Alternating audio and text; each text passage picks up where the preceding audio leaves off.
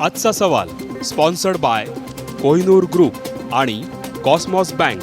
सहप्रायोजक सर्वसामान्यांच्या जिव्हाळ्याची बँक राजगुरू नगर सहकारी बँक.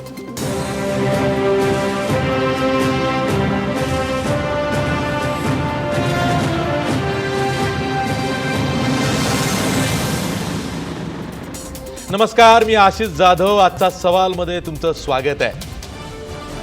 विधानसभेत जेव्हा बजेट मांडलं गेलं, राज्याचे अर्थमंत्री सुधीर मुनगंटीवार यांनी बजेट सादर केलं, त्यावेळी विरोधी बाकावरून नारेबाजी झाली, घोषणाबाजी झाली. एवढंच नाही तर टाळ वाजवण्यात आले, शेरेबाजी झाली. आणि हा जो गोंधळ विरोधी बाकांवरून झाला, म्हणून आज जेव्हा नव्या आठवड्याच्या कामकाजाला सुरुवात झाला तेव्हा राज्य सरकारनं एक मोठी कारवाई केली. त्यामध्ये 19 आमदार विरोधी पक्षाचे निलंबित करण्यात आलेले आहेत. त्या आमदारांचं निलंबन हे संपूर्ण वर्षासाठी म्हणजे 31 डिसेंबरपर्यंत करण्यात आलेलं आहे. ही एक मोठी कारवाई आहे. यामागं काही राजकारण आहे का, याची दिवसभर चर्चा सुरू होती. कारण सरकार अल्पमतात आहे असा दावा विरोधकांनी केलेला आहे आणि म्हणूनच विरोधी पक्षाच्या 19 आमदारांचं सरकारनं निलंबन केलं असा आरोप खुद्द माजी मुख्यमंत्री पृथ्वीराज चव्हाण यांनीच केलेला आहे. एकूणच हे जर का राजकारण असेल तर ते काय आहे हे उलगडण्याचा आज आपण प्रयत्न करणार आहोत. आपला आजचा सवाल बघा. काँग्रेस राष्ट्रवादी आमदारांच्या निलंबनामागं राजकारण आहे का? या आपल्या आजच्या सवालमध्ये काही महत्त्वाचे मुद्दे दडलेले आहेत. मुद्दा क्रमांक 1, 19 आमदारांचं निलंबन करून सरकारनं विरोधी पक्षाला इशारा दिला आहे का? मुद्दा क्रमांक 2, बजेट मंजूर करून घेण्यासाठी सरकारनं आमदारांचं निलंबन केलंय का? मुद्दा क्रमांक 3, शिवसेनेच्या पाठिंब्याची खात्री नसल्यामुळं भाजप सरकारनं निलंबनाचा बडगा उगारलाय का? शेवटचा मुद्दा, मुद्दा क्रमांक 4, वर्षभरासाठी केलेली निलंबनाची कारवाई योग्य आहे का? हे होते आपले चर्चेतले मुद्दे. आपण चर्चा करणार आहोत. आज आपल्या स्टुडिओमध्ये आहेत निलंबित आमदार मधुसूदन केंद्रे, जे राष्ट्रवादीचे आमदार आहेत. आपल्यासोबत भाजपच्या वतीनं बोलण्यासाठी, सरकारची भूमिका मांडण्यासाठी मुख्यमंत्र्यांचे लाडके आमदार प्रशांत बंब आहेत. मुख्यमंत्री त्यांना दिल्लीला घेऊन गेले होते. त्यांनी तिथे केंद्रीय अर्थमंत्र्यांची, कृषी मंत्र्यांची भेट घेतली होती आणि राज्याच्या शेतकऱ्यांचं गाऱ्हाणं तिथं मांडलं होतं. पण आज ती भूमिका राज्य सरकार विसरली आणि 19 आमदारांची, तेही विरोधी पक्षाच्या, निलंबन केलेलं आहे. आपल्यासोबत आपल्या खास शैलीत या सर्व राजकारणाचं विश्लेषण करण्यासाठी ज्येष्ठ पत्रकार विजय चोरमारे आहेत. आपल्यासोबत काँग्रेसचे निलंबित आमदार, ज्येष्ठ नेते विजय वडेट्टीवार सुद्धा आहेत. मी तुम्हा सर्व पाहुण्यांचं आजचा सवालमध्ये स्वागत करतो आणि थेट जातोय विजय वडेट्टीवार यांच्याकडे. विजय वडेट्टीवार, शनिवारी जेव्हा राज्याचं बजेट मांडलं जात होतं तेव्हा विरोधी बाकावरनं गोंधळ घातला जात होता. अर्थमंत्र्यांचं म्हणजे सुधीर मुनगंटीवारांचं असं म्हणणं आहे की बजेट ऐकून घेण्याची भूमिका ही विरोधकांची नव्हती. आपण चांगलं बजेट मांडलं, शेतकऱ्यांना भरीव दिलासा दिला, पण विरोधी बाकावरनं वारंवार त्यामध्ये व्यत्यय आणला गेला आणि सभागृहाची प्रतिष्ठा घालवली, म्हणून ही राज्य सरकारनं कारवाई केलेली आहे.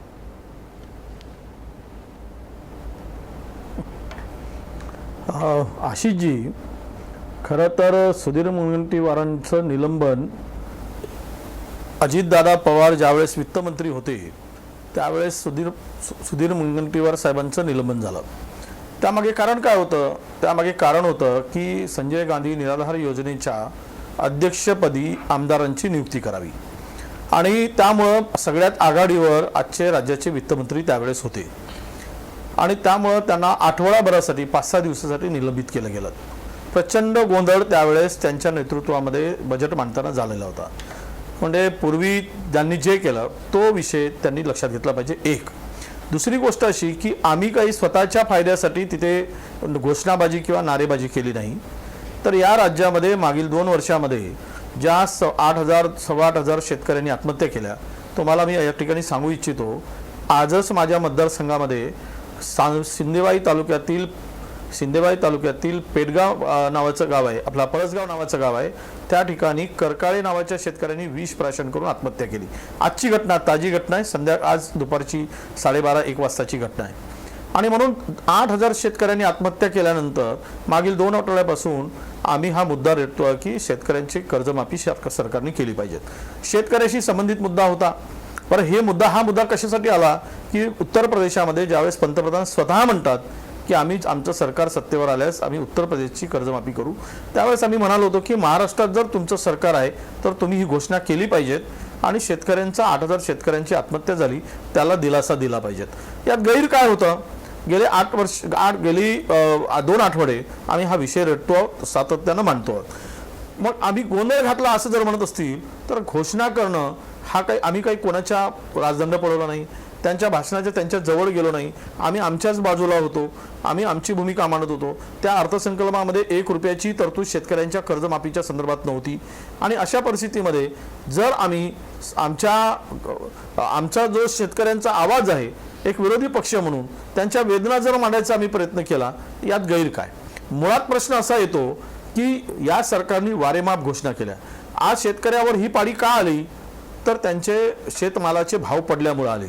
खरं तर 2014 मध्ये काँग्रेस राष्ट्रवादीची सरकार होती, केंद्रामध्ये सरकार होती, त्यावेळेस हे दर काय होते आणि आजचे शेतमालाचे दर काय आहेत ह्यात जर तफावत काढली तर निम्म्यावर हे दर आले आहेत, तूरपासून तर सोयाबीनपासून, कापसापासून तर धानापर्यंत. मग हे दर पडल्यामुळे ज्यावेळेस आमचे पंतप्रधान देशाचे म्हणतात सन्माननीय मोदी साहेब की आम्ही स्वामीनाथन आयोग लागू करू, त्यांच्या उत्पन्नावर 50% नफा देऊ वगैरे वगैरे, त्यांनी खूप भाषणे केली, खूप सांगितलं. आणि त्याबरोबर सुधीर मुनगंटीवार साहेब आणि या राज्याचे मुख्यमंत्री देवेंद्र फडणवीस साहेब या दोघांनीही विरोधात असताना शेतकऱ्यांच्या कर्जमाफीचा मुद्दा असेल, शेतमालाचे भाव असतील, प्रचंड आंदोलनं केली होती. एवढंच नाही तर शेतकऱ्यांच्या आत्महत्येला कारणीभूत धरून राज्य सरकारवर खुनाचा गुन्हा दाखल करावा अशाही प्रकारची मागणी केली होती. आमच्यावर जो आज आरोप होता, आम्हाला अभिमान आहे, ठीक आहे, आमचं निलंबन केलं, आमचा 1 वर्षासाठी निलंबन केलं, आम्हाला अभिमान वाटतो की आम्ही शेतकऱ्यांसाठी निलंबित झालो, शेतकऱ्यांच्या हक्कासाठी, शेतकऱ्यांच्या न्यायासाठी आमचं निलंबन झालं आहे. आमचं निलंबन काही वैयक्तिक आमच्या कामासाठी झालं नाही, आम्हाला अमुक अधिकार द्या, आम्हाला अमुक फंड द्या, यासाठी आमचं काही निलंबन झालेलं नाही. आमच्या घोषणा, आमची मागणी ही जी होती ती शेतकऱ्यांच्या आत्महत्या झाली, कर्जमुक्तीसाठी होती. म्हणून आपल्याला सांगू इच्छितो, या सरकारने हे जे मागणी केली असतील की जे आरोप लावलेत आमच्यावर की आम्ही जर या राज्याचा अर्थसंकल्प जाळल्याचा आरोप असेल तर आम्ही काय विधानमंडळाच्या परिसरात जाळलो काय? ते बाहेर जाळला, ते लागू होत नाही. ते कोणत्या अध्यक्ष किंवा सभापतींच्या प्रेमायसेसमध्ये जोपर्यंत हे काही घटना होत नाही त्याला त्यावेळेस त्यांचा अधिकार पोहोचतो, त्याच्या पलीकडे त्यांचा अधिकार पोहोच नाही, माननीय अध्यक्षांचा आणि सभापतीचा पोहोचत नाही. त्यामुळे घटना ती तिकडे झाली. दुसरी गोष्ट अशी, आम्ही कोणाचे कपडे फाडले नाहीत, आम्ही कोणावर अश्लील आरोप केले नाहीत, आम्ही घाणेरडे नारे दिले नाहीत, आम्ही शेतकऱ्यांची कर्जमाफी एक टाळ वाजवून केली. एवढा जर आमचा दोष असेल शेतकऱ्यांच्या हक्कासाठी मागण्याचा आणि नारे देण्याचा किंवा त्या सरकारकडे मागणी करण्याचा, तर निलंबन आमचं केलं असेल तर आम्हाला काही म्हणणं नाही. उलट महाराष्ट्रातील जनता यांना धडा शिकवल्याशिवाय राहणार नाही. या शेतकऱ्यांची फसवणूक या सरकारने केली आहे, या शेतकऱ्यांच्या तोंडाला पानं पुसण्याचं काम केलं आहे आणि म्हणून महाराष्ट्रातील शेतकरी या सरकारला माफ करणार नाहीत. आमचं निलंबन झालं तरी आम्हाला त्याचा खेद वाटत नाही, पण या सरकारचा निषेध यासाठी करावा लागतो. काल जे बोलत होते ते आज मात्र बदलले. सत्तेमध्ये आल्यानंतर यांची भूमिका बदलली आणि यांनी दिलेल्या शब्दापासून पळ काढला आणि ते म्हणतात की एकीकडे राज्याचे मुख्यमंत्री म्हणतात आशिष साहेब की आम्ही शेतकऱ्यांचं कर्ज माफ केलं तर आमचे विकासाचे कामं थांबतील. मग देशाचे पंतप्रधान युपीमध्ये कर्जमाफीची बातमी का करतात?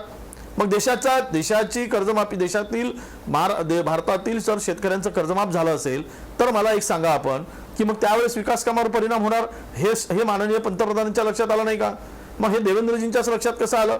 आणि मग त्यांनी यापूर्वी का कर्जमाफीची मागणी घोषणा करत होती आणि योग्य वेळ आले तर देऊ किंवा आता जर कर्जमाफी केली तर मग विकास कामावर परिणाम होईल, बरं याची हमी कोण घेईल, विरोधक घेणार का, कर्जमुक्तीनंतर आत्महत्या होणारच नाही. हे काय सुरू आहे? तुम्ही शेतकऱ्यांचे सरकार कैवारी म्हणून तुम्ही लोकांना आश्वासन देऊन सत्तेवर आलात आणि अशा प्रकार जर तुमच्याकडून वक्तव्य होत असेल तर या राज्यातला शेतकरी तुम्हाला माफ करणार नाही आणि तुम्हाला तुमची जागा दाखवल्याशिवाय राहणार नाही, एवढं मला म्हणावंसं वाटतं. ठीक आहे. मधुसूदन केंद्रे, तुम्ही तिन्ही आमदार जे आज चर्चेला आलेला आहात हे खरं तर कोरडवाहू पट्ट्यातले आमदार आहेत. म्हणजे प्रशांत बंब यांचाही कोरडवाहू पट्ट्यातूनच येतात. काही ठिकाणी ऊस असेल किंवा यांच्या भागामध्ये काही ठिकाणी ओलीत केली जात असेल, पण मेनली हा कोरडवाहू पट्टा आहे. आज शेतकऱ्याची जी दयनावस्था कोरडवाहू पट्ट्यातल्या झालेली आहे, त्यानुसार जर का आजच्या निलंबनाकडे बघितलं तर शेतकऱ्याचा आवाज उठवला म्हणून सरकारनं निलंबन केलं असं तुम्हालाही वाटतंय? की तुम्हाला सरकारनं सांगितलं होतं की तुम्ही चूप बसा, पण तुमच्या पक्षाने सांगितलं होतं की तुम्ही गोंधळ घाला? नाही, अशी जी मला या ठिकाणी नम्रपणे सांगायचं आहे की पहिल्या दिवशीपासून ज्यावेळेस अधिवेशन सुरू झालं, पहिल्या दिवशीपासून विषय असा होता की शेतकऱ्याची कर्जमाफी कर्जमुक्ती झाली पाहिजे. मग कर्जमाफी झाली पाहिजे म्हणून 10-12 दिवस जे अधिवेशनचं कामकाज बंद पडलं, त्याच्यामध्ये भाजपचे आमदार सामील झाले, नंतर शिवसेनेचे आमदार होते, काँग्रेस राष्ट्रवादीचे होते. काँग्रेस राष्ट्रवादीच्या आमदारची मुख्य मागणी शेवट आम्ही दोघंच राहिलो होतो. हे बाकीचं बेगडी प्रेम, जनता काय म्हणेल किंवा आणखी काय कसं होईल. तुम्ही काँग्रेस बरोबर आलात शेवटी? नाही, राष्ट्रवादी सुरुवातीपासून काँग्रेस आणि राष्ट्रवादी काँग्रेस पक्षाची एकच म्हणजे तुम्ही दोघंच शेवटी राहिलात? दोघंच शेवटी म्हणजे राष्ट्रवादीनं काँग्रेसची साथ सोडली नाही सोडली. हां, एकत्रितपणे शेतकऱ्यासाठी लढा देण्याचं ठरवलंच होतं. आणि एकत्रितपणे लढा देत असताना ज्या वेळेस अधिवेशन पहिले 2 आठवडे बंद पडलं, त्याच्यानंतर मग ज्यावेळेस सुरू झालं, शिवसेना बी त्याच्यात सहभागी झाली. आता ही श्रेय घेण्याचाच प्रयत्न थोडक्यात म्हणायला काही हरकत नाही. पंतप्रधानाने शिवसेनेच्या काही लोकाला शिष्टमंडळ म्हणून दिल्लीला घेऊन गेले. आता दिल्लीत काय चॉकलेट दिलं आम्हाला माहीत नाही, पण नंतर ते शांत झाले. परंतु आमचा जो मुख्य मुद्दा होता काँग्रेस राष्ट्रवादीचा, की उत्तर प्रदेशमध्ये निवडणूक आली की भाजप सरकार हे वेगवेगळ्या घोषणा देतं. घोषणा म्हणजे अशा देतात की त्यावेळेस सांगितलं की आम्ही लाईट बिल माफ करू, शेतकऱ्याचा 7-12 कोरा करू, आणखी काय काय करू. आता ह्या घोषणा करणारेच मुख्यमंत्री आता म्हणतात की कर्जमाफी झाल्यानंतर आत्महत्या थांबणार ह्याची खात्री देता का? आता ट्विटरवर बरंच त्यांनी हे केलं. त्याच्यानंतर विरोधी पक्षाला त्यांनी ज्यावेळेस निवेदन दिलं त्यावेळेस त्यांनी विचारलं की तुम्ही कर्जमाफी दिल्यानंतर खात्री देता की परत शेतकरी आत्महत्या करणार आहे का नाही. त्याच्यानंतर उत्तरं बरेच आले, ट्विटवर खूप त्याच्यावर चर्चा झाली. मग विरोधी पक्षानं बी सांगितलं की दुष्काळ पडणार नाही किंवा गारपीट होणार नाही, ह्याची तुम्ही खात्री देता का? मग ती झालं ते असो. विषय महत्त्वाचा असा होता की आता नवीनच प्रकार निघाला आहे, शाश्वत शेती, हवामानावर आधारित शेती, शेतकऱ्याला वेगवेगळ्या ह्याच्यातून म्हणजे पूर्ण खंबीरपणे कसं उभा करायचं.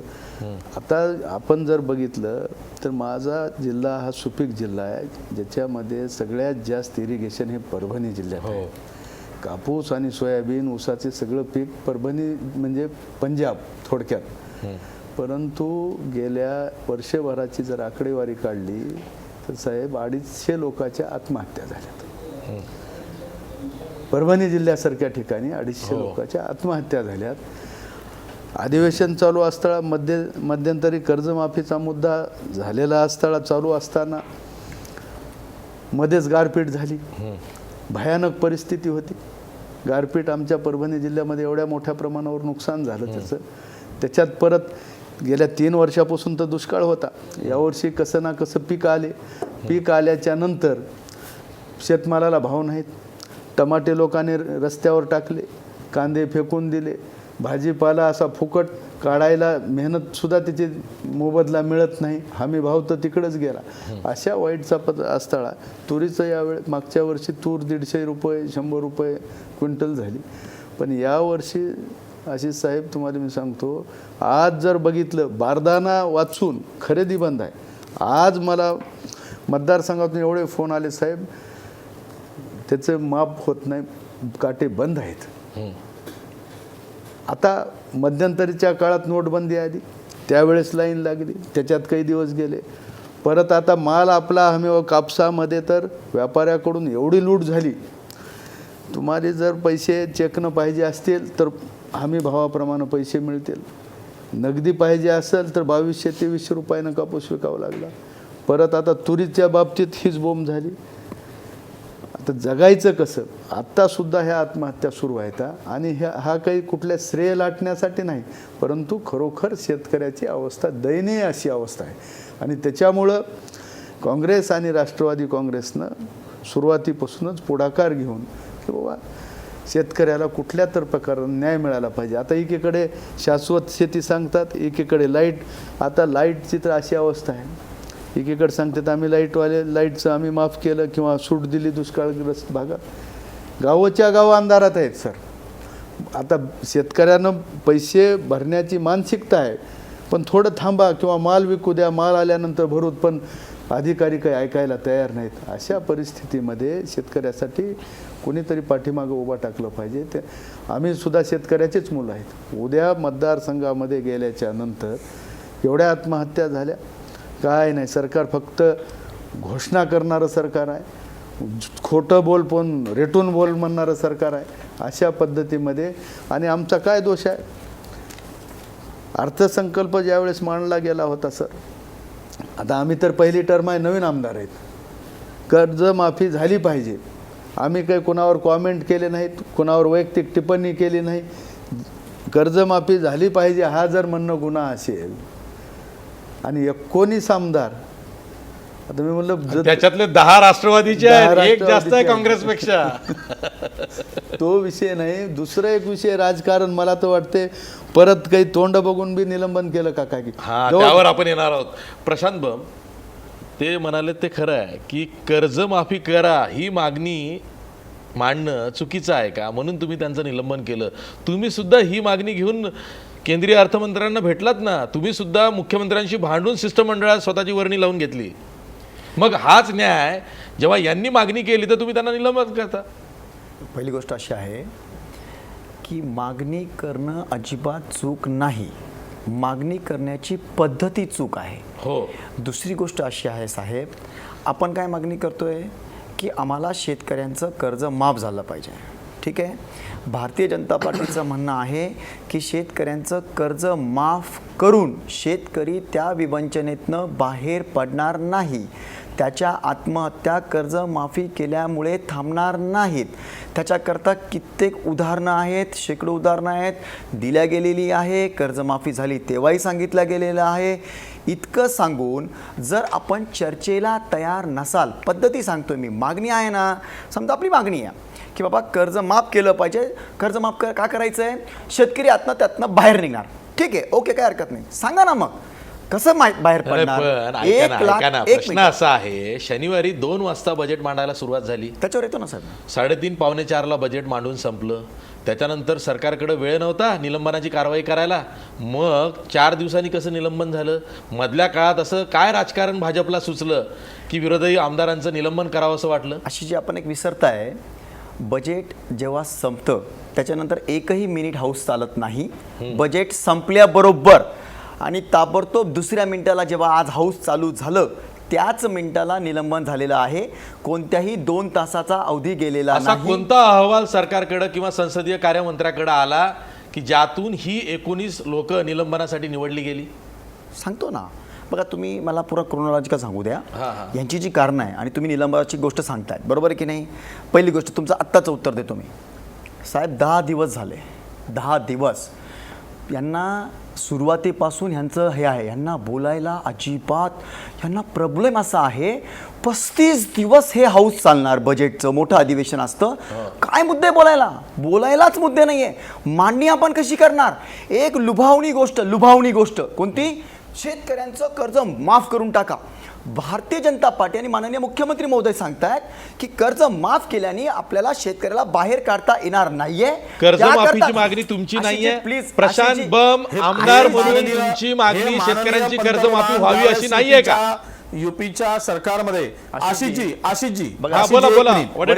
बोलले, मी चुप्प बसलो. ज्यावेळेस साहेब बोलले, मी चुप्प काय बोलतात ऐकून घेऊ ना, येतो ना तुमच्याकडे, येतो ना. नाही असं काही नाही. माननीय पंतप्रधान महोदयांनी सांगितलं तुम्ही सलग बोला. युपीचं कर्ज माफ करू. पूर्ण ऐकून घ्या. मग ते कसं म्हणाले? येथली भूमिका एक आणि तिथली भूमिका एक. पंतप्रधानांनी घोषणा केली त्या बाबीशी हे भाजपचे आमदार सहमत आहेत का? हे प्रशांत सहमत आहेत का? विचारा त्यांना. नाहीतर पंतप्रधानांची जी घोषणा होती युपी उत्तर प्रदेशातील कर्जमाफीची त्यांना खंडन करा. ते चुकीचं बोललेत म्हणून सांगा पंतप्रधान. मला एकच प्रश्न बघा, तुम्ही पण बोलून घ्या, यांना पण बोलू. अशी जी मला एकच प्रश्न विचारायचा आहे, साधी गोष्ट आहे. हे सांगतेत कर्जमाफी किंवा कर्जमाफी केल्यानं प्रश्न मिटणार नाही. मला काय म्हणायचं की ज्या वेळेस काँग्रेस राष्ट्रवादीनं आक्रमक भूमिका घेतली की कर्जमाफी झाली पाहिजे, मग ह्यांनी मिसळण्याचं काय कारण आहे? शिवसेने आली, हे पण आले, ह्यांचे आमदार पण म्हणू लागले कर्जमाफी झाली अरे पाहिजे. हे स्वतः गेलं मागणी घेऊन दिल्लीला. दिल्लीत जाण्यापेक्षा हाऊसमध्ये सुद्धा हे होते ना. बरोबर. मग ह्यांना जर मुख्यमंत्र्यानं एवढं सांगितलं असेल की कर्जमाफी करून प्रश्न मिटणार नाही बाबा, तर ही कर्जमाफी करा म्हणून ह्या पक्षाचे सगळे आमदार का आले आमच्या सोबत? आजची माहिती अशी आहे, हे मुख्यमंत्र्यांनाही बदत नाही म्हटल्यावर मुख्यमंत्री म्हणाले माझं ऐकत नाही, प्रशांत भाऊ माझ्यासोबत तुम्ही दिल्लीला चला आणि केंद्रीय अर्थमंत्री काय म्हणतात ते ऐका आणि मग तुमची मागणी बंद करा. झालं की नाही? असं बोलू आता मी. झालं की नाही हे सांगा. नाही, अजिबात नाही. तुम्ही आता काय बोलता माहिती का, जे काहीच घडलं नाही म्हणजे तुम्हाला काहीतरी- कर्जमाफी नकोय ऐका ना. शेतकऱ्यांची? नाही, मग तुम्ही बघा, तुम्ही काय करू लागले, एखादी अर्धी गोष्टची चॅनलवाल्यांची आदत असते, काही अर्धी गोष्ट तितकीच दाखवायची. मला पूर्ण कंप्लीट नाही करू दिलं. दोघांनाही तुम्ही जवळपास 10 मिनिटं बोलू दिलं. मुख्यमंत्र्यांकडे ऐका कर्जमाफीची ना. मागणी केली नाही? तुम्ही तुमचे प्रश्न सगळे ऐकले मी. तुम्ही माझं पूर्ण मुख्यमंत्र्यांकडे ऐका तर खरं. कर्जमाफीची मागणी केली नाही? माझी पूर्ण गोष्ट ऐका तर खरं. हा बोला. ऐका तर खरं आशिषजी, आम्ही मागणी काय करतोय, आमची मागणी आहे शेतकरी त्यातनं मुक्त झाला पाहिजे. तुम्ही नीट समजा, आमच्या घोषणा नीट ऐका तुम्ही काढून. तुम्हाला कर्जमाफी नकोय? बिलकुल नकोय. बिलकुल शेतकऱ्यांची नकोय. कर्जमाफी प्रशांत बम यांना आमदार म्हणून नकोय. बघा, आता तुम्ही फक्त फार जोराने बोलू लागले, माझं जोरात ऐका. हा. आम्हाला कर्ज माफी नकोय. आम्हाला शेतकऱ्याला दुष्ट चक्रातनं बाहेर काढायचंय. त्यातला एक पार्ट फक्त कर्जमाफी आहे. ओके, मग कर्जमाफी नकोय का? तेच आता पुन्हा बघा, तुम्ही तेच सांगितलं, कर्जमाफी सह. कर्जमाफी केव्हा द्यायची तुम्हाला? जेव्हा तो शेतकरी त्या विम्याच्या, तुम्हाला माहिती आहे साहेब, मला माहिती आहे 2.25 कोटी हेक्टर जमीन आपल्याकडे ओलिताखाली येऊ शकते. 18% फक्त आतापर्यंत आली आहे. अजून नीट माझी गोष्ट ऐकून घ्या. कर्जमाफीचा सलाईन शेतकऱ्यांना पाहिजे की नाही, की तुमच्या भागातला सर्व शेतकरी सदन आहे? मला असं वाटतंय बरं का, मला तुम्ही जे काही अगोदर प्रश्न विचारले आणि ह्यांचे जे बोलणं होतं ते मला संपूच तुम्ही देत नाहीये. तुम्हाला काहीतरी लवकर बोला. एक माझ्या ठीक आहे, किंवा कर्जमुक्ती तुम्ही मला सांगा की मी काय नेमकं बोलू, मग तेच बोलून टाकतो मी. चला बोला. मला तुम्हाला बोलू जे द्या. तुम्ही जे सरकारकडे मागणी मागितली, यांना जो वेळ तुम्ही दिला, जी सरकारकडे मागणी केली ते सांगा. तेच सांगतो मी तुम्हाला. तुमच्या प्रश्नाचं उत्तर तुम्ही सुरुवातीपासून आतापर्यंत जे विचारलं ते सांगतो. यांनी जे सांगितलं तितक्या वेळाच्या आतच, त्याच्यापेक्षा अर्धा मिनिटं कमी मध्ये मी सर्व संपवतो. बरोबर आहे? नंबर 1, आम्ही जी मागणी घेऊन गेलो होतो ती कर्जमुक्तीच्या करता नाही. हा शेतकरी आमचा आत्महत्याग्रस्त आहे. आमच्या राज्याला ह्याच्यातनं बाहेर काढावं लागेल. माननीय पंतप्रधान महोदयांनी जे उत्तर प्रदेशमध्ये सांगितलेलं होतं ते जर का त्यांनी उत्तर प्रदेशला दिलं तर ते पूर्ण देशाला द्यावं लागणार आहे. ते पूर्ण देशाला देणार आहेत. ते काही नुसतं उत्तर प्रदेशाला देणार नाही. उत्तर प्रदेशाकरता जर त्या तिथं कर्जमुक्ती द्यायची असेल तर ते राज्य देईल स्वतः. उत्तर प्रदेश देश देणार नाही. ही स्पष्ट भूमिका देशाची आहे. तदनंतर देण्याचा प्रश्न पडला तर मग ती सर्व देशाकरता असेल. नंबर 1, आता राज्याचं सांगतो मी तुम्हाला काय काय घडलं, कसं कसं घडलं. यांनी सुरुवात केलेली आहे. 8 ते 10 दिवसापासून शेतकऱ्यांच्या कर्जमुक्ती करता यांनी बोलले. बरोबर आहे? आम्ही वेळोवेळी सांगतोय कर्जमुक्ती करून शेतकरी कसा बाहेर निघेल हे चर्चेद्वारे तुम्ही सांगा. आम्ही फक्त कर्जमुक्ती दिल्याने शेतकरी त्यातनं आत्महत्येतनं बाहेर पडत नाही अशी जी हे आम्ही तुम्हाला आवर्जून तिथं साबित करून दाखवतो. जर इतक्यावर झालं नाही, यांनी गावागावात जावं, आम्ही गावागावात जाऊ. जसं माननीय आमदार महोदय बोलले की बाबा ह्यांना धडा, किंवा वडेट्टीवार साहेब बोलले की आम्हाला लोक धडा शिकवतील. ओके, मग आम्हाला मान्य आहे. आम्ही खरोखर शेतकऱ्यांना त्याच्या दुष्टचक्रातनं बाहेर काढण्याकरता, मला सांगा तुम्ही 30,000 कोटी रुपये फक्त थकीतवाल्यांचे, म्हणजे जे रेग्युलर भरतात 70,000 कोटी रुपये, 1,08,000 कोटी रुपये आपण दिल्यानंतर शेतकऱ्याला त्या कर्जातनं बाहेर. असं नाही चालणार की जो रेग्युलर भरतो त्याला आपण बिलकुल भरू द्यायचं. भरतो म्हणजे रेग्युलर कर्जाची परतफेड करतो. हा तोच ना, म्हणजे रेग्युलर जी कर्जाची परतफेड भरतात पुन्हा घेतात. तुम्हाला माहिती आहे आज असा प्रश्न उभा केलाय काँग्रेस आणि राष्ट्रवादीवाल्यांनी राज्यासमोर की सरकारनं वाटायला लागलंय की आता कर्जमुक्ती होईल. 31 मार्चपर्यंत पैसे नाही भरत आहे. पैसे न भरल्यामुळे त्यांना वापस कर्ज मिळणार नाहीये. शेतकरी ह्यांच्या ह्या व्यूहरचनेमुळे पुरता अडचणीत आलेला आहे. आपण विचार करून बोललं पाहिजे. हाऊस कशा करता आहे, एकदा झालं ठीक आहे, बघा मागणी असते. आम्ही सांगतो ना, जेव्हा निलंबनाच्या कारवाया झाल्या तेव्हा चर्चेनंतर झाल्या. चर्चेच्या अगोदर कधीही निलंबनाची कारवाई करण्याचा प्रसंग हाऊसमध्ये आलेला नाहीये.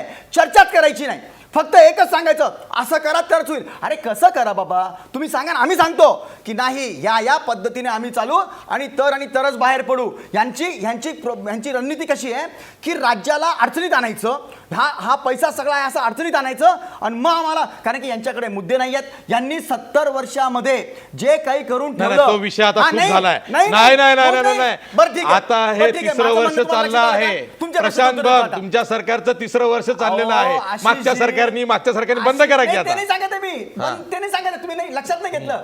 70, मी तुम्हाला त्याच्या नावाने ठेवत आता, 70 वर्षाच्या नंतर आमच्या हातात दिलेल्या राज्याला 3 वर्ष पुरे आहेत. तुम्ही सांगा स्वतः आहेत 3 वर्ष पुरे? हो. बिलकुल पुरे नाही आहेत. आम्हाला ऐकून घ्या, 3 वर्षात जे काही आम्हाला करायला पाहिजे ते आम्ही केलेलं आहे, ही जनता ओळखते. आणि म्हणून येणाऱ्या सततच्या इलेक्शन्स मध्ये आमच्यावर प्रचंड त्यांचा भरोसा बसलेला आहे. त्यांना कळतं हो, यांना किती बोलू द्या, जनता हे ओळखते की हे अचानक काय करू शकत नाही. निलंबनाच्या पण कारवाई मागे राजकारण आहे की नाही? तुम्ही आता विरोधकांना गप्प करण्याचा हा इशारा आहे की नाही? तुमचा नंबर 2चा सेगमेंट येतो, आता नाहीये. नाही, नंतरचा मला segment सांगा, येतो. निलंबनामागं बरं, ते सांगतो. कारवाई नाहीये? सांगतो नाहीये. सुडबुद्धीनं कारवाई नाहीये? सांगतो ती नाहीये. कशी नाहीये ती सांगतो. बघा, यांनी सांगितलं, हे जे दाखवतायत ना, आम्ही फार साधेपणाने केलं. तुम्ही टेलिव्हिजनवर रोज दाखवतायत कशा प्रकारे त्या अध्यक्षांपर्यंत जाऊन त्यांच्या पुस्तकांना हात लावून कित्येकदा ते दंड धरून ठेवावा लागलेला आहे. इतक्यापर्यंत एक मिनिट माझं पूर्ण होऊ द्या. हे मी मागचं सांगतो, 8-10 दिवसाच्या 8 दिवसामध्ये ज्या दिवशी निलंबन झालं त्या दिवशी शेवटापर्यंत लोक गेली नाही. असत्य बोलू नका प्रशांत.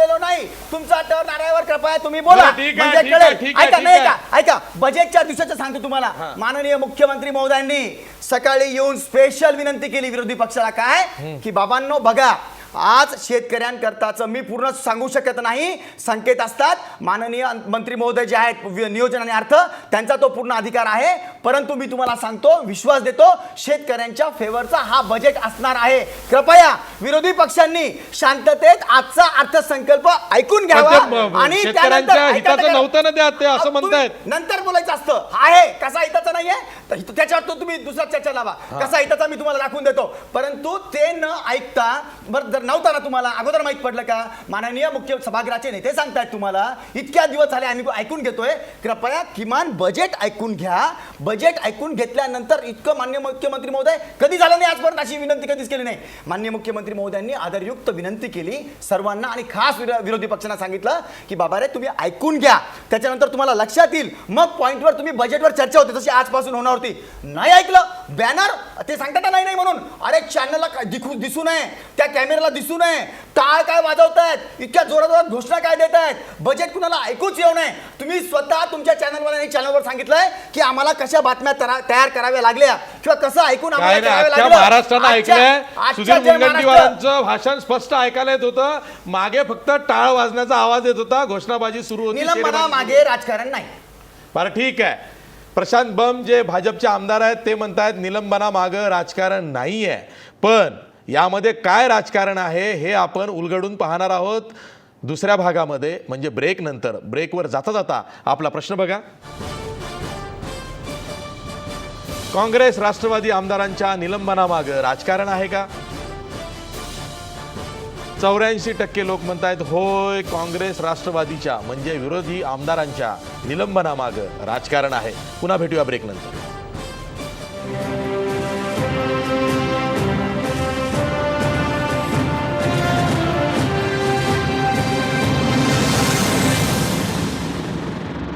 ब्रेक नंतर पुन्हा तुमचं स्वागत. आपल्यासोबत ज्येष्ठ पत्रकार विजय चोरमारे आहेत. सर, यामध्ये राजकारण नक्कीच आहे, कारण 19 आमदारांचं निलंबन झालेलं आहे.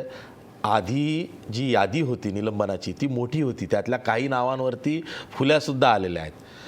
चेहरे बघूनसुद्धा निलंबन झालेलं आहे असाही आरोप होतो आहे. किंबहुना माजी मुख्यमंत्री पृथ्वीराज चव्हाण तर असं म्हणाले की सरकार अल्पमतात आहे आणि बजेट मंजुरीच्या वेळी जर का बहुमत सिद्ध करावं लागलं तर सरकारला भीती आहे की शिवसेना यांना सोडून निघून जाईल. हे राजकारण आहे यात? आता मुळात कुठलीही गोष्ट ही सभागृहात होणारी सत्ताधारी आणि विरोधक यांच्या संदर्भात होणारी कुठलीही घटना ही राजकारणाच्या शिवाय नसते, ते राजकारणच असतं. त्यामुळे या निलंबनात राजकारण आहे हे काय वेगळं सांगण्याची गरज नाही, राजकारण आहेच. फक्त आता प्रश्न जी घटना घडली त्या संदर्भात मुद्दा असा येतो की कुठल्याही एका गोष्टीचं यातल्या थेट समर्थन नाही करता येत. कारण आपणच आग्रह धरतो की सभागृहाचं कामकाज चाललं पाहिजे, सभागृहात कामकाज व्हायला पाहिजे, सभागृहात कामकाज न चालता केवळ दंगा आणि गोंधळ होतो, त्यामुळे लोकांचा पैशाचा अपव्यय होतो, या गोष्टी आपण सातत्यानं मांडत असतो आणि ते जे काय असेल ते सभागृहातल्या कामकाजातूनच प्रश्न सुटावेत असा आपण आग्रह धरतो आणि तो आग्रह धरण्यात काही चुकीचं नाही असं म्हणून. त्या दृष्टीनं बघितलं तर सभागृहात गोंधळ घालणं किंवा अन्य काही गोष्टी सभागृहाचं कामकाज चालू न देणं या गोष्टी या चुकीच्या आहेत असंच म्हणावं लागेल. पण आपल्याकडे झालं आहे काही की गेल्या काही वर्षात म्हणजे साधारण गेली 25 वर्षे म्हणजे 25 वर्षे किंवा त्याच्या आधीपासून असेल, अगदी भुजबळांनी त्याची सुरुवात फलक एकट्या शिवसेनेचे आमदार असताना सभागृहात फलक घेऊन यायला सुरुवात केली आणि त्यानंतर एक लक्ष वेधून घेण्याच्या वेगवेगळ्या क्लुप्त्या वेगळ्या पद्धती सभागृहातले सदस्य हे करू लागले आणि त्यात माध्यमांचा दोष असा आहे की माध्यमंसुद्धा ज्या काय चांगल्या चर्चा होतात त्या चर्चा बाजूला ठेवून असं कोण शोबाजी करत असेल, असे कोणी चमकेशिगिरी करत असेल त्यांना जास्त प्रसिद्धी देते. त्यामुळे अशा प्रवृत्तींना म्हणजे चालना प्रेरणा मिळते आणि या वाढीच लागतात आणि सातत्याने या गोष्टी होत राहतात. सर, राज्यपालांचं जे अभिभाषण होतं ना ते सुद्धा गोंधळात पार पडतं असं आता कित्येक वर्षांपासून पाहायला मिळत आहे. म्हणजे राज्यपालांच्या अभिभाषणाच्या वेळी सतत घोषणाबाजी सुरू असते विरोधकांची. आधी काँग्रेसच्या सरकारमध्ये भाजप आणि शिवसेनेचे आमदार करायचे, आता काँग्रेस राष्ट्रवादीचे आमदार करतात, एवढाच फरक आहे. तर मी तेच म्हणतो की जो पक्ष विरोधात असतो ते विरोधी पक्षाचे सदस्य याच पद्धतीने करत असतात. प्रत्येक वेळी तो विषय त्या विषयाची तीव्रता या गोष्टी ठरवून त्या निषेधाची तीव्रता असते. म्हणजे आपल्याला माहिती आहे की ज्यावेळी बाळासाहेब ठाकरेंना अटक झाली होती छगन भुजबळांच्या त्या काळात, तर त्यावेळी शिवसेनेच्या सदस्यांनी थेट बाकडे वगैरे सगळं मोडतोड केली सभागृहाची. म्हणजे या पातळी निषेधाची या पातळीवर निषेधाचा सूर जाऊ शकतो. तर इथं मुद्दा गोष्ट लक्षात घ्यायला पाहिजे निलंबन करताना सरकारनं की इथं मगाशी वडेट्टीवार म्हटलं त्या पद्धतीनं हा मुद्दा शेतकऱ्यांच्या कर्जमाफीच्या संदर्भात एक व्यापक मुद्दा होता, अतिशय गंभीर मुद्दा होता, संवेदनशील मुद्दा होता. या मुद्द्याच्या संदर्भात काही विरोधी पक्षाच्या सदस्यांनी काही निषेधात्मक कृती केल्यानंतर त्याची कारवाई कितपत तीव्र असायला पाहिजे हेही सरकारनं तारतम्याने ठरवण्याची आवश्यकता होती. मला वाटते सरकारनं ते तारतम्य इथं ठरवलेलं नाही. कारण निलंबनाचा जो काळ आहे तो निलंबनाचा काळ खूप मोठा ठेवलेला आहे. आता त्यातली दुसरी गोष्ट अशी की हे यापूर्वी अशी मोठी निलंबनं करून त्यानंतर पुढचे अधिवेशन सुरू होताना पहिल्या तडजोड होते आणि मग समज दिली जाते. कुठल्या तरी मुद्द्यावर हे निलंबन मागे घेतलं जातं. पण सरकारला यातनं सूचित करायचं की आम्ही आता तुमची गय करणार नाही, हे त्यांना एक इशाराही यातून द्यायचा आहे. इथं मूळ मुद्दा शेतकऱ्यांच्या कर्जमाफीचा आहे. त्या संदर्भात सगळ्यांच्या भावना तीव्र आहेत आणि इथं सरकार पक्षाच्या वतीनं मात्र फक्त युक्तिवादात मात करण्यात येते. म्हणजे शेतकऱ्यांची कर्जमाफी हा इथं वादविवादाचा विषय आहे आणि मुख्यमंत्री अतिशय प्रभावी वक्तृत्वानं विरोधकांच्यावर मात करतायत असं चित्र निर्माण होतं आहे आणि त्यात मूळ कर्जमाफीचा मुद्दा शेतकऱ्यांच्या आत्महत्यांचा मुद्दा बाजूला राहतोय असं मला वाटतं. सर, बऱ्याच वेळेला काय होतं सर, मी तुम्हाला फक्त एक तांत्रिक मुद्दा सांगतो की हे विरोधक सभात्याग करतात आणि सत्ताधारी मग ते मुख्यमंत्री असतील किंवा ज्येष्ठ मंत्री असतील ते एकतर्फी भाषण करतात आणि ते सर्वत्र चॅनलवरून दाखवलं जातं. विरोधी बाग तेव्हा रिकामा असतो. विरोधकांच्या हे लक्षात नसतं की आपण सभात्याग केल्यावरती हे त्यांचा मुद्दा रेटून धरतात आणि संबंध जनतेपर्यंत टीव्हीच्या माध्यमातून जातात. मुख्यमंत्र्यांची कित्येक भाषणं विरोधकांच्या विरोधातली ही एकतर्फी झालेली आहे जेव्हा विरोधकांनी सभात्याग केलेला आहे. तर मी जो मुद्दा बोलत होतो तो असा होता की शेतकऱ्यांच्या आत्महत्येच्या संदर्भात प्रश्न सोडवण्याऐवजी युक्तिवादावर भर दिला जातो, वादविवाद वक्तृत्वावर भर दिला जातो.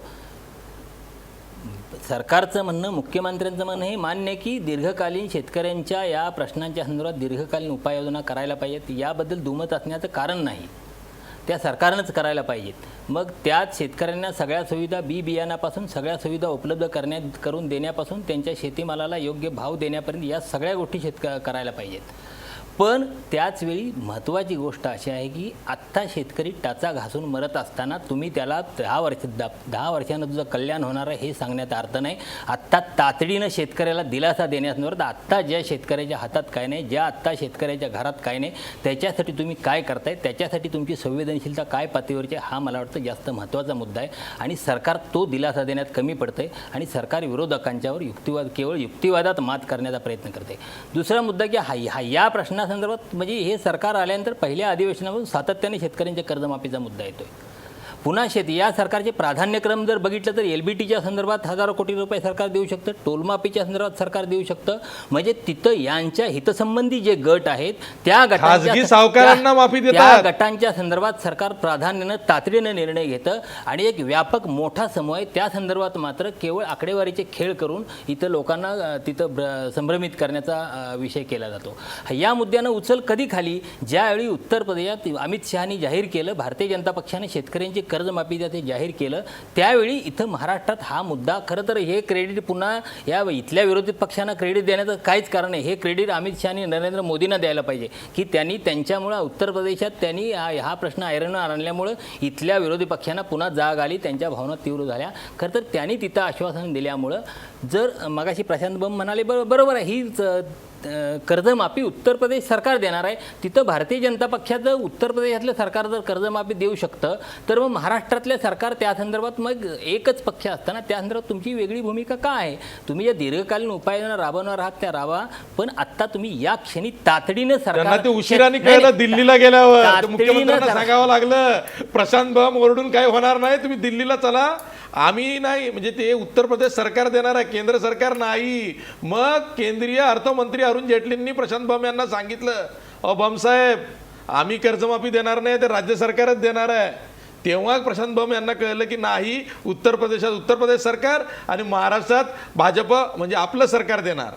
तर माझ्यातला मूळ मुद्दा असा आहे की तुम्ही शेतकऱ्यांना आत्ता या क्षणी तातडीने दिलासा देण्यासंदर्भात सरकार काय करते हा जास्त महत्त्वाचा मुद्दा आहे. सांगा आणि तो प्रशांत बम कर्जमाफीशी सांगा, संबंधित तातडीनं मुद्दा काय आहे. दिलासा देतात शेतकऱ्यांना? पहिली गोष्ट अशी आहे की तुम्ही जे केंद्राचं आणि बोलतायत, माननीय मुख्यमंत्री महोदय त्यांच्याशी बोलले आणि माननीय मंत्री महोदय बोलले, माझा आणि त्यांचा काही डायलॉग झाला नाही किंवा ते जे तुम्हाला कशाला नेलं होतं? ऐका ना नाही, ते शिष्टमंडळ होतं आमचं सर्वांचं. अच्छा. आणि त्याला कुणाला काही एक ठरलं होतं पक्षाचं आणि शिवसेनेचं की कोण कोण जायचं, त्याच्यामध्ये मी एक होतो नंबर 1. जे ठरलं तुम्ही सांगितलं की तेव्हा नाही कळलं, त्याच दिवशी सकाळी राधामोहन साहेबांनी कृषी मंत्र्यांनी सांगितलं होतं, त्या हाऊसमध्ये सांगितलं होतं संसदेमध्ये, आम्ही जाण्याच्या अगोदर ही गोष्ट आली, त्याच्यानंतर नाही कळाली. त्यांनी सांगितलं होतं की हे कर्ज जे काय असेल त्या राज्याला द्यावं लागेल, हे काही केंद्र सरकार देणार नाही. नंबर 1. नंबर 2, मग मुख्यमंत्री शिष्टमंडळ घेऊन का गेले? मुख्यमंत्र्यांना माहित नव्हतं? कशा करता मुख्यमंत्र्यांना माहित नव्हतं काय की हे राज्याला द्यायचं आहे म्हणून? नाही, तुम्ही अजून ऐका, कर्जमाफीची रक्कम नाही, आम्ही कर्जमाफी फक्त तुम्ही पुन्हा लक्षात घ्या, केंद्राची आम्हाला मदत लागेल, आम्ही प्रस्ताव तयार करून आणि तुम्ही जर तिथली चर्चा व्यवस्थितरित्या ऐकून घ्या. माझी 1 मिनिट पुन्हा बोला ना. वडेट्टीवार ऐका ना, त्यांचं माझ्या ऐकून वेळेस घेऊया का? मग मी तुमच्याकडे येतो. हां, मग त्यांचं ऐकून घेऊया, प्रशांत बम काय म्हणतात ऐकूया, मग मी तुमच्याकडे येतो. बरोबर. दुसरी गोष्ट आता तातडीचं बघा, गेल्या तुम्ही काही गोष्टी विसरताय. 14 वर्षामध्ये जितके पैसे शेतकऱ्यांना देण्यात आले, कुणालाच हे विसरता येणार नाही की 2 फक्त वर्षामध्ये आमच्या सरकारने ते दिलेले आहेत. आकडे तुमच्या समोर सगळेच्या सगळे. आणि तेही ज्या वेळेला हे देत होते त्यावेळेला चक्रा मारावं लागत होतं तहसील ऑफिस तिकडे, आम्ही डायरेक्ट अकाउंटमध्ये. मग त्यावेळेस 60% शेतकऱ्यांना वर्षानुवर्ष झिजावं लागायचं. आम्ही ताबडतोब बटन दाबून शेतकऱ्यांच्या अकाउंटमध्ये 2 वर्षामध्ये यांच्या 14 वर्षाचे पैसे दिलेले आहेत. तातडीने आम्ही देण्यामध्ये माहीर आहोत. आम्ही ताबडतोब देतो. आत्महत्यांचाही दर एक कधी मिनिटं. नव्हता तेवढा या गेल्या 2.5 वर्षात वाढलाय प्रशांत बम. अशी जी पुन्हा शेतकऱ्यांच्या तुम्ही- आत्महत्यांचा दर अशी जी पुन्हा- 3,500पेक्षा जास्त अशी तुमच्या जी- सरकारच्या काळात शेतकऱ्यांच्या आत्महत्या झाल्या. झालं का? आता माझं नीट आहे का? बघा, शेतकरी आत्महत्या जेव्हा आज करतो ना, किमान त्याची मानसिकता गेल्या 17-18 वर्षापासून चालत आलेली असते. तुम्ही नीट घ्या, आजच्या असतो आत्महत्या अजिबात करत नाही. ही जी मागची त्याची 15-17 वर्षाची त्याची मानसिकता, तो काय तुम्ही अजून माझी गोष्ट मला तुम्ही जर वेळ दिला ना, तुम्ही कर्जमाफीचा नाही, सगळ्यांनाच नाही, ऐका ना. बोलायचं आहे, तुमच्याचकडनं नाही, थोडी तुम्ही माझ्यावर कसा अन्याय करता माहिती का? तुम्ही त्यांचा वेळ आणि माझा वेळ काढून बघा. मी तुम्हाला थोडक्यात सांगतो. बघा, कर्जमाफी बँकेतल्या कर्जमाफीमुळे माझं मत सांगतोय तुम्हाला, बँकेतल्या कर्जमाफीमुळे शेतकऱ्यांची आत्महत्या होत नाही. तुम्ही समजून घ्या, त्या बिचाऱ्या शेतकऱ्याला त्याच्या व्याह्याकडून पैसे आणलेत, मुलीकडनं पैसे आणलेत, त्याच्या जावयाकडनं पैसे आणलेत, खाजगी त्यांनी मित्राकडनं सावकाराकडनं पैसे आणलेत, खाजगी सावकाराकडनं पैसे त्याला आणलेत. तुम्ही माफी समजा आज कर्जमाफी केली, तुम्ही एक उदाहरण समजा केली, बँकेतले कर्ज माफ झाले, समजा ते झाले, पुन्हा त्याला फक्त कर्ज भेटणार आहे, ते पुन्हा, परंतु त्याचे मागचे जितके शुल्क काष्ट आहेत इतके मोठे, ते अशी जी अजिबात कमी होणार नाही. तुम्ही नीट समजून घ्या, त्या कर्जामुळे तो आत्महत्या करतोय आणि म्हणून आपल्याला त्या दुष्टचक्रातनं काढावं लागेल. तुम्ही चर्चा तर ठीक करा आहे, ठीक आमच्याबरोबर. आहे. विजय वडेट्टीवार, आम्हाला विजय चर्चा तर करा. वडेट्टीवार. आम्ही बघा आशिषजी, आम्ही तुम्हाला वेळोवेळी सांगतोय, हाऊसमध्ये तुम्ही चर्चा करा. यांना भीती काय माहिती का, यांचे सगळे उणे दोने कर्ज माफी केल्यानंतर यांच्या बँकाच्या नाही. होय, यांना प्रशांत बँका बंब साहेब, सुरू होताच आशिषजी, निलंबनाची ऐका, कारवाई केली. आशिषजी, तुम्ही चर्चेची संधी दिली का त्यांना आज? अहो, 10 आज दिवस त्यांना झाले. चर्चेची संधी दिली का? 10 दिवसापासून 10 नाही दिवस नाही. झाले. मग आज तुम्ही 10 सुरुवातीला दिवस कारवाई केली मग 10 दिवसापासून चालू होतं नाही. या कारवाई दिवस का नाही केलं? राजकारण आहे. पहिल्या आठवड्यात का नाही केलं? ऐका, चुकीची मांडणी वडेट्टीवार, पहिल्या आठवड्यात का नाही केलं? शिवसेना सोबत होती. हा, वडेट्टीवार बोला. बघा, प्रशांतराव, शब्दाचा खेळ करू नका. तुम्हाला प्रशांतरावला सांगणं आहे, शब्दाचा खेळ करू नका. ते 10 दिवस झाले सांगतायत. आणि पहिल्या आठवड्यात का नाही केलं? शिवसेना सोबत होती, काँग्रेस होती, राष्ट्रवादी होती, की नंतर भाजपाही त्यामध्ये सामील झाली. करायचं असतं ना, तुम्हाला जर हाऊस चालवायचा होता तर भाजपाचे 5, काँग्रेसचे 5, शिवसेनेचे 5, राष्ट्रवादीचे 5 त्यावेळेस करता आलं असतं. सगळे वेलमध्ये आणि वर चढले. भारतीय जनता पक्षाचे आमदार सत्तेतले, जरा रेकॉर्ड काढून पहा. प्रशांतराव, कशाला लोकांची दिशाभूल आणि शब्दाचा खेळ करताय? हात जोडून विनंती आहे, शेतकरी मरतोय त्याच्याकडे लक्ष द्या. तुम्हाला धन्यवाद दिला पाहिजे. तुमचे आभार महाराष्ट्रातील शेतकरी मानतील की तुम्ही शेतकऱ्यांचं कर्जमाफ करणार नाही असं घोषणा करून टाकली. त्यामुळं रोज शेतकरी मरतायत. आता अडचणीत शेतकरी आहे, त्याच्या शेतमालाचे भाव पडलेत, त्यांना पीक बरं आलं पण भाव पडलेत. यामध्ये तो उत्तर देऊ संकटात देत नाही सापडला. ना तुम्ही. अहो, ठीक आहे, व्यापाऱ्यांचं कर्ज तुम्ही माफ केलं. विजय वडेट्टीवार, व्यापाऱ्यांच्या घशात विजय पैसे वडेट्टीवार. घातले आणि तुम्ही बँकेचं साधा सांगताय. प्रश्न आहे वडेट्टीवार, साधा प्रश्न आहे. या निलंबना मागे बोला. सरकारचं राजकारण नाहीये का? शिवसेनेचा पाठिंबा हे त्याचं कारण नाही का? बजेटच्या मंजुरीसाठी जर का मतदान झालं आणि शिवसेनेनं काही दगाफटका केला तर आपली अडचण होईल, ही सरकारला भीती वाटत नाहीये का? तेव्हाच म्हणणार आहे.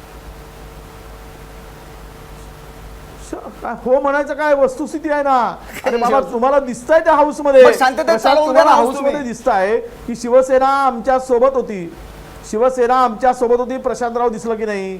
ज्या वेळेस शिवसेनेची भूमिका स्पष्टपणे दिसू लागली आणि त्यांना माहित आहे की विरोधी पक्षनेत्यांनी कपात सूचना जर दिली, त्यावर जर मतदान झालं तर हे सरकार कोसळलं असतं. आणि म्हणूनच त्यांनी आमचा बळी घेतला. आता शेतकऱ्यांचा बळी एकीकडे घेतला आणि दुसरीकडे मात्र लोकशाहीचा बळी आमचं निलंबन करून घेतलं यांनी. या विषयावर जर आमचं निलंबन झालं असेल तर हे लोकशाहीचा बळी आहे, लोकशाहीचा खून आहे. आम्ही शेतकऱ्यासाठी भांडत होतो, वैयक्तिक कारणासाठी नाही. आम्ही सरकारची उणीधुणी काढली नाहीत, आम्ही मुख्यमंत्र्यांवर आरोप केले नाहीत, आम्ही वित्तमंत्र्यांवर आरोप केलेत. ह्या लोकांनी राजकारण करून आमचं निलंबन केलेलं आहे. या सरकार नाही तर वाचलं नसतं, सरकार पडलं असतं. म्हणून यांनी निलंबन केलंय एकीकडे आणि याला शेतकऱ्याला काही द्यायचं नव्हतं, हे यातून स्पष्ट झालेलं आहे. आणि प्रशांतराव, तुम्ही वारंवार सांगताय आम्हाला की शेतकऱ्यांना कर्जमाफी केली तर त्यामुळे आमची भूमिका नव्हती म्हणून आम्ही दिल्लीत गेलो. त्यांचं काय काय बोलताय तुम्ही? अहो, माननीय पंतप्रधान नरेंद्र मोदी साहेबांनी चक्क भाषणातून सांगितलं तुमच्या जाहीरनाम्यामध्ये आहे कर्जमाफी. आता त्यांना कळते, तुम्हाला कळत नाही की शेतकऱ्यांची कर्जमाफी. अहो, शिवसेनेच्या मंत्र्यांचा डावडाव केला मुख्यमंत्र्यांनी दिल्लीला. प्रशांत बंब काहीतरी वेगळीच भूमिका घेत आहे. नाही, एक मिनिट. मधुसूदन केंद्रे, उत्तर काय द्या बोलतायत? म्हणजे आणि तुमची यांचा व्यथा मांडा. म्हणजे कारण तुम्ही निलंबित आमदार आहात आणि आता वर्षभरासाठी निलंबन झालंय तुमचं. तुमच्या पुढच्या 2 अधिवेशनं सुद्धा गेली. आता इथं स्पर्धा सुरू आहे. जाऊ द्या. हो, शेतकऱ्यांसाठी बळी गेला असेल तर आमचा शेतकऱ्यांच्या हक्कासाठी वडेट्टीवार जाऊ द्या. साहेब, काय एक फरक पडणार आहे? एक मिनिट. बोला. तुम्ही म्हणतात त्या भूमिकेशी मी सहमत आहे, परंतु इथं स्पर्धा सुरू आहे. पहिले 2 वर्ष तुम्ही काय केलं, आम्ही काय केलं ह्याच्यात घालवले. दुसरं, आता बम साहेब शहरी भागातले आहेत, काही थोडा बहुत ग्रामीण भाग आहे. सगळा मेजर त्यांचा ग्रामीण भाग नाही. औरंगाबादचा तिकडे लोकप्रिय आहेत ते. आहेत. परंतु ग्रामीण भागातल्या शेतकऱ्याच्या व्यथा बमसाहेब मुळामध्ये शेतकरी म्हणून तुमच्याकडे कोणी बघितलं नाही, आडनाव म्हणून. आता मुख्य व्यवसाय काय मला माहीत नाही, पण शेतकऱ्याच्या ज्या व्यथा आहेत, आता इथं स्पर्धा झाली. काँग्रेस राष्ट्रवादीवर पहिल्या सरकारवर टीका केली की कुठं मंत्रिपद मिळतंय का काय की असं वाटते. म्हणून प्रत्येक माणूस एवढ्या जोरामध्ये पुढे चालाय म्हणजे सरकार खोटं जरी असेल काही मुख्यमंत्री असं थोडं जोरजोरात ओरडतात, असेल, पण त्यांना ओरडावंच लागेल. प्रश्न असा झाला. दुसरा मला एक मिनिट माझं थांबा, मला बोलू द्या, मला बोलू द्या भाऊसाहेब. सगळ्यात महत्त्वाची गोष्ट, निलंबन हा मुद्दा गौण आहे आमच्यासाठी, परंतु शेतकऱ्याचं खरोखर कर्ज माफ झालं पाहिजे ही तुमची सुद्धा मानसिकता आहे, तुमच्या पक्षाच्या आमदाराची सुद्धा मानसिकता आहे. नाहीतर गावबंदी झाली असती, तुम्ही काय केलं म्हणले असते, परंतु शब्दाच्या कोट्या करायच्या. आणि सगळ्यात महत्त्वाचा मुद्दा असा आहे की अर्थसंकल्पामध्ये शेतकऱ्यासाठी जे करायला पाहिजे होतं त्याच्यामुळं घोर निराशा झाली. शिवसेना यांच्या सोबत परत जाईल, दिल्लीला जरी त्यांनी काय चॉकलेट दिलेलं आहे, पण इथं आल्याच्या नंतर त्यांनी सुद्धा आक्रमक भूमिका घेतली आणि त्याच्यामध्ये काहीच निघालं नाही त्या अर्थसंकल्पात. आणि मग आता परत शिवसेना जर गेली तर 150 आमदार होतील सोबत, म्हणून मोजके 19 आमदार निलंबन केलं फक्त ह्यांचं सरकार टिकण्यासाठी. हा आमचा स्पष्ट अगदी बरोबर आहे. मधुसूदन केंद्रेंचा जो मुद्दा आहे त्यामध्ये मेक अशी आहे की भाजपकडं स्वतःचे 123, एक राष्ट्रीय समाज पक्षाचा म्हणजे 124 आणि आणखीन 2-3 हे असे अपक्ष आहेत म्हणजे 126. आणि जर का 19 आमदारांचं निलंबन झालं असेल तर मग बहुमतासाठी 126च पाहिजे. असं काही राजकारण आहे का, यावरही आपण चर्चा करणार आहोत. पण ब्रेकवर जाता जाता आपला प्रश्न बघा. काँग्रेस राष्ट्रवादी आमदारांच्या निलंबनामागं राजकारण आहे का? 85% लोक म्हणतायत होय, काँग्रेस राष्ट्रवादी आमदारांच्या निलंबनामागं राजकारण आहे. आपण उत्तरासाठी ब्रेक नंतर पुन्हा भाजपचे आमदार प्रशांत बंब यांच्याकडेच थेट जाणार आहोत, पण ब्रेक नंतर.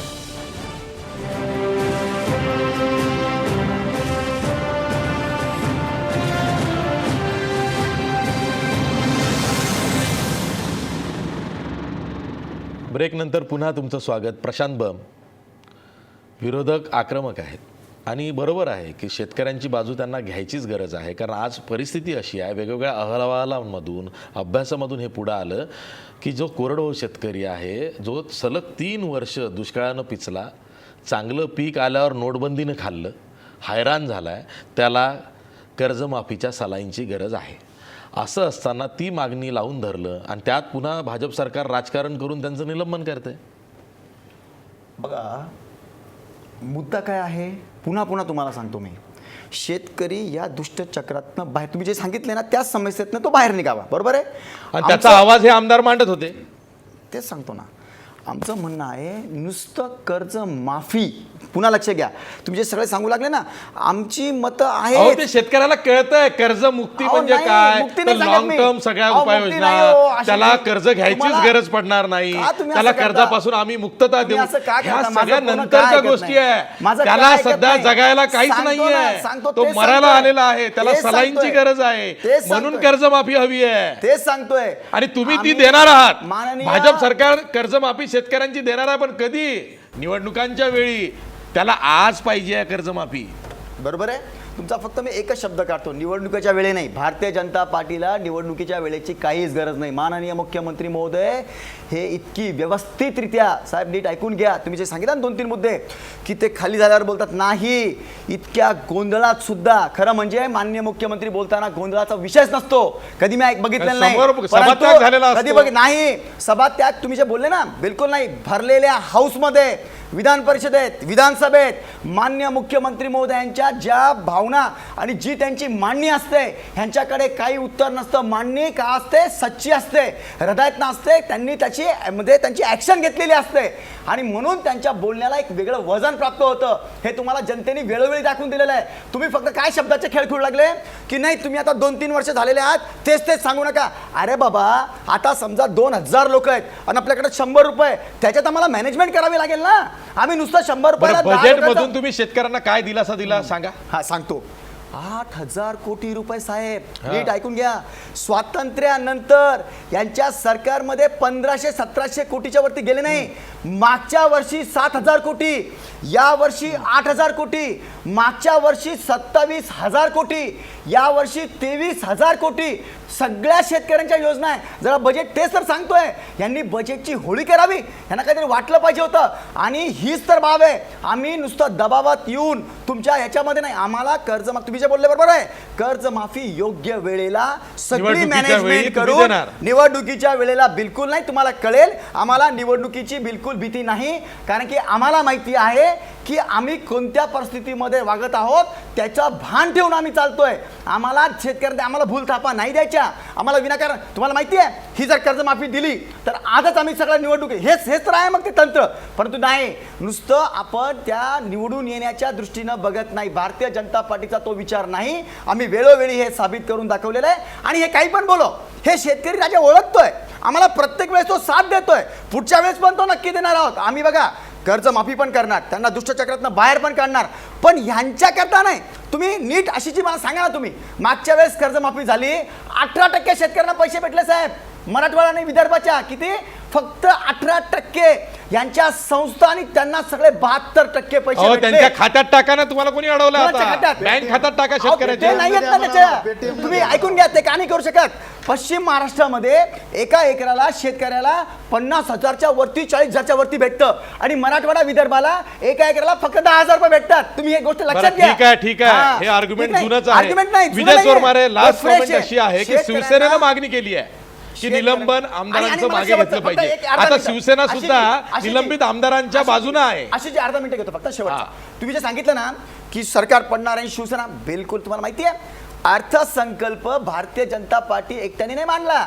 वरती केसरकर साहेब आमच्या शिवसेनेचे मंत्री महोदय आहेत, त्यांनी मांडलेला आहे. तुम्ही हे विसरतायत. मग तेच तर मी तुम्हाला सांगतोय. सरकार पडण्याची भीती नाही ऐका आम्हाला. ना, आम्हाला शिवसेनेनं आता आम्ही बरोबर मागणी आहोत. केली आहे. शिवसेनेची की मागणी निलंबित राष्ट्रपती आमदारांचं पद्धतीने निलंबन आहे. मागे घ्या. शिवसेनेची मागणी राष्ट्र पद्धतीने, त्यांची चुकीच्या पद्धतीने, आणि आमची मागणी आणि त्यांची मागणी अहो, एकत्रितरित्या आहे. शिवसेनेच्या आमदारांना त्यांची कळत मागणी नाहीये चुकीची त्यांचे आहे. मंत्री सरकारमध्ये काय करतात. नाही, एवढं नाही, कळलं नाही, असतं नाही, तर कशाला लागलं नाही, असतं. नाही, तुम्ही आता ते आमच्या नाही नाही, विजय चोरमारे, एकदम योग्य चालू आहे शिवसेनेची सगळं. भूमिका बघा कशी आहे. आता शिवसेना म्हणते आमदारांचं निलंबन मागे घेतलं पाहिजे, यामध्ये राजकारण आहे. आणि त्यांच्यासोबत पण आहे शिवसेना. शिवसेनेचे आमदार तर एवढे कन्फ्यूज आहेत की त्यांचे मंत्री भाजप सरकारमध्ये काय करतायत हेही त्यांना माहित नाही. त्यांचं म्हणणं आहे निलंबन केलं पाहिजे, पण इतकं लांब नको, फक्त एक सहायक महिना मागे घ्या म्हणतायत ते, मागे घ्या म्हणतायत. तुम्ही पुन्हा अशी जी प्लीज बघा, वावटी साहेबापासून सगळे सांगतायत की इतकं 1 वर्ष नको, त्यांना 6-1 महिन्याकरता निलंबन केलं पाहिजे, त्यांनी तितक्या चुका केलेल्या आहेत, हे शिवसेनेचं म्हणणं आहे. ठीक आहे. विजय चोरमारे, लास्ट कॉमेंट अगदी थोडक्यात. खरं तर मला या चर्चेत शिवसेनेचं कोणी प्रतिनिधी असतं जास्त योग्य झालं असतं, कारण शिवसेनेची या सगळ्या प्रश्नातली एवढी भूमिका सतत बदलणारी आहे ना की शिवसेना कधी कुठली गोष्ट आता करेल त्यांना याच्यावर भीती बराचसा वाटते, कोणातरी गोष्ट येण्याचे आहे. कबूल करतात म्हणजे येत अधिवेशन नाहीये. चालू देऊ नका, मातोश्रीला घाबरायला लागले इथपासून शिवसेनेचे कर्जमाफी आमदार, इथपर्यंत. कारण मातोश्रीची भूमिका ठाम नाहीये. पक्ष नेतृत्वाचीच भूमिका एवढी गोंधळाची आहे, आणि ती म्हणजे आमदार आक्रमक झाले असताना पक्ष नेतृत्व मॅनेज होतं, आणि अचानक सगळ्या मग लोकप्रतिनिधींना काय करायचं असा गोंधळ निर्माण होतो. त्यामुळं आत्ता जरी किती काँग्रेस राष्ट्रवादीला वाटत असलं की शिवसेना योग्य वेळी विरोध करेल, पण योग्य वेळी निर्णायक वेळी शेपूट घालण्याची शिवसेनेनं परंपरा वेळोवेळी दाखवलेली आहे इथं. त्यामुळे या प्रश्नातही शिवसेना फार काय निर्णायक भूमिका घेईल असं वाटत नाही. त्यांनी म्हणणं बरोबर आहे, ही त्यांची भूमिका रास्त आहे की निलंबन मर्यादित त्याचा काळ कमी करावा किंवा मागे हवा, हे योग्य आहे. पण त्यांनी कर्जमाफीच्या मागणीसाठी स्वतःला स्टेकला का लावलं नाही, हे महापालिका निवडणुकीच्या आधीपासून ते मोठमोठ्यानं घोषणा करतायत, त्यांनी का लावलं नाही हा प्रश्न आहे. हे खरं तर शिवसेनेच्या प्रतिनिधी यावेळी असता आणि त्यांनी सांगायला पाहिजे होतं त्यांची खरोखर काय भूमिका आहे आणि ते कोणत्या मुद्द्यावर सरकारला मॅनेज झाले हे त्यांनी सांगायला पाहिजे होतं. त्यामुळे शिवसेनेचा यातली सगळ्यात भूमिका संशयास्पद शिवसेनेची असं मला वाटतं. अगदी बरोबर आहे. शिवसेनेचे मंत्री खिशात राजीनामा घेऊन मुख्यमंत्र्यांच्या बंगल्यावर गेले होते आणि शेतकरी कर्जमाफीची त्यांनीच आधी मागणी केली होती. आता ते राजीनामे खिशातल्या खिशात शिवसेनेच्या मंत्र्यांचे जिरलेले आहेत आणि शिवसेनेची भूमिका आज रात्री जी आहे ती उद्या सकाळी वेगळी असते. त्यामुळं आमदार गोंधळलेले आहेत, मंत्री तर काय त्यांच्या लाल दिव्यात खुश आहेत. त्यामुळं आता भजं शिवसेनेचं होतं आहे. जाब शिवसेनेला विचारला जाणार आहे की तुम्ही लोकांची फसवणूक करताय. त्यामुळं आता मातोश्रीनं सुद्धा गांभीर्यानं विचार केला पाहिजे, आपण कुठली भूमिका घेऊन राजकारण करतो आहोत. नाही तर मग मातोश्रीची, उद्धव ठाकरेंचीच अडचण होणार आहे. भाजपचं तर काय सत्ता आहे, त्यांच्याकडं जनमत आहे, बहुमत आहे आणि त्या जोरावरती सरकार रेटून धरतील. पण शिवसेनेचं काय, हा खरा प्रश्न आहे. आज आपण इथंच थांबूया, पण जाता जाता आपला प्रश्न बघा. काँग्रेस राष्ट्रवादी आमदारांच्या निलंबनामागे राजकारण आहे का? 86% लोक म्हणतायत होय, काँग्रेस राष्ट्रवादी आमदारांच्या निलंबनामागं राजकारण आहे. आज इथंच थांबूया. पहा फक्त महाराष्ट्रवर.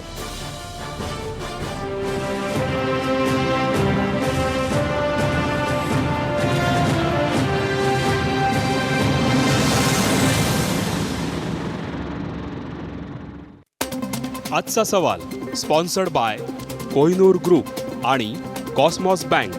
सहप्रायोजक सर्वसामान्यांच्या जिव्हाळ्याची बँक राजगुरुनगर सहकारी बँक.